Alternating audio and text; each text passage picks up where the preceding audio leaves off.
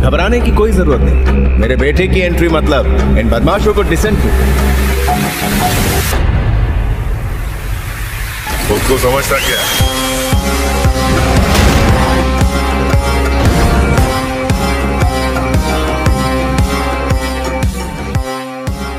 पुष्पा के पास बचेंगे सिर्फ 2 रास्ते।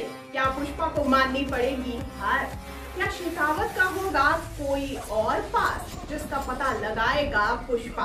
हेलो फ्रेंड्स, मैं श्रुति और आप देख रहे हैं आपका अपना चैनल बॉलीग्रैड स्टूडियोज।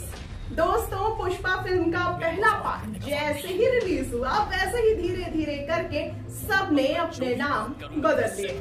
लड़के लड़कियों पर प्यार का नहीं बल्कि पुष्पा का जुनून सवार हो गया और अभी तक उनका हैंगओवर खत्म होने की कोई गुंजाइश ही नहीं है, क्योंकि पुष्पा अभी आने ही वाला है स्मगलिंग की दुनिया पर और ऑडियंस के दिलों पर राज करने के लिए। जी हाँ दोस्तों, पुष्पा द रूल के साथ पुष्पा फिर से एंट्री लेगा। वैसे इसके पहले पार्ट में पुष्पा के नाम से ही पता चल रहा था कि ये सब पर राज करेगा, क्योंकि उसका नाम ही था पुष्पा राज।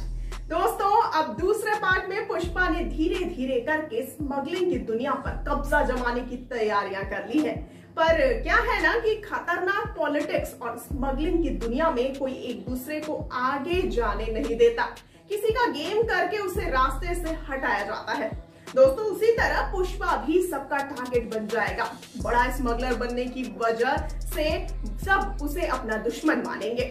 यही वजह है कि वह अपनी हुकूमत लाना चाहता है, पर उसकी ये हुकूमत हटाने के लिए बाकी स्मगलर्स तैयार है ही, पर इंस्पेक्टर शेखावत भी जाल बिछाकर तैयार है।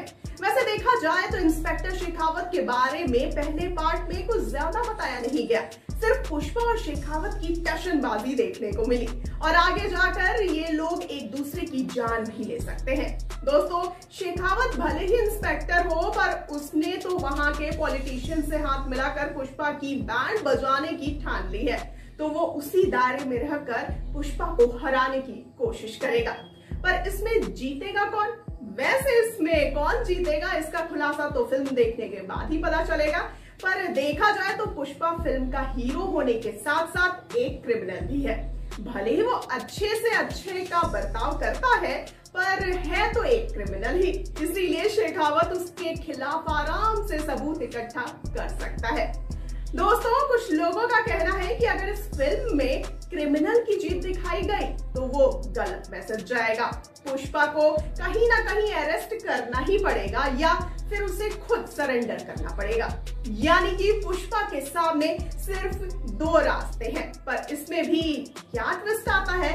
क्या पुष्पा के नजदीकी लोगों को शिकार बनाकर उसका ब्लैकमेल किया जाएगा? किसी अपने को ही गद्दार बनाना पड़ेगा? ये तो फिल्म रिलीज होने के बाद ही हम सभी को पता चल पाएगा।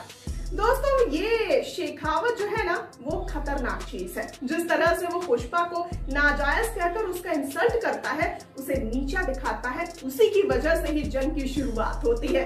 पर यही काम पुष्पा भी कर सकता है। जी हाँ दोस्तों, यानी कि जिस तरह शेखावत ने पुष्पा की कुंडली निकाल कर उसके परिवार को, जो पुष्पा को कभी अपनाना नहीं चाहता था, उनका इस्तेमाल किया, ठीक उसी तरह पुष्पा भी कर सकता है। पुष्पा भी शेखावत का पास निकालने की कोशिश करेगा, क्योंकि वैसे देखा जाए तो शेखावत कोई करप्ट इंसान नहीं है।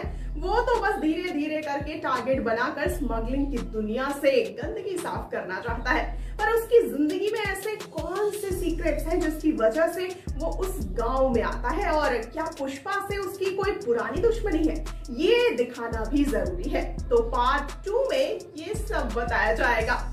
तो इस जंग में कौन जीतेगा और कौन हारेगा, इसका फैसला होगा साल 2023 में। तो इसी के साथ हम लेते हैं आपसे विदा।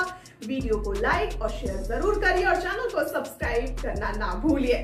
अब फिर से मिलेंगे एक नई वीडियो के साथ। मुझे दीजिए इजाजत। आप बने रहिए बॉलीग्रैड स्टूडियोज के साथ। नमस्कार।